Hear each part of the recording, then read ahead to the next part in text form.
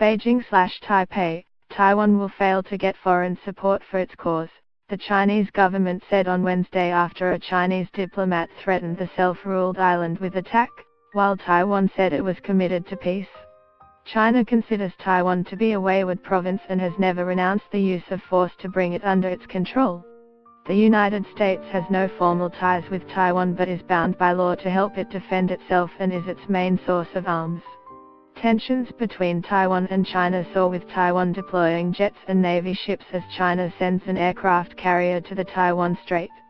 Democrat Doug Jones has won Alabama's election for the U.S. Senate, scoring an upset victory against the embattled Roy Moore in a deeply conservative state against a Republican candidate who was backed by President Donald Trump. More than 200 institutional investors with $26 trillion in assets under management said they would step up pressure on the world's biggest corporate greenhouse gas emitters to combat climate change. San Francisco Mayor Ed Lee died of undisclosed causes. British inflation unexpectedly rose to its highest level in nearly 6 years in November, tightening the post-Brexit vote squeeze on households whose spending is the main driver of the country's economy. Former U.S. soldier Charles Jenkins, who spent nearly 4 decades in North Korea before resettling in Japan, has died aged 77. A lawyer for Rurik Jutting, who was jailed for life in Hong Kong for the gruesome murder of 2 Indonesian women, says the judge who presided over the gruesome trial last year had misdirected the jury. Indonesian police are hunting for a U.S. citizen who escaped from an overcrowded Bali prison by cutting through steel bars in a ceiling, the jailer's second breakout of foreign inmates this year.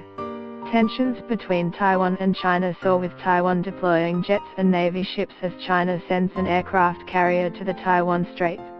Beijing regularly calls Taiwan the most sensitive and important issue between it and the United States.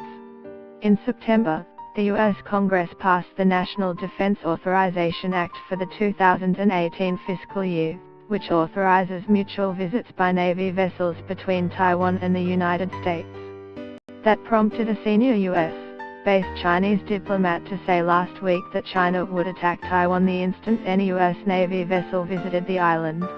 Asked about the remarks at a regular news briefing in Beijing, An Fengxia, spokesman for China's policymaking Taiwan Affairs Office, said Taiwan was an internal matter and China opposed any form of military contacts between Taipei and Washington.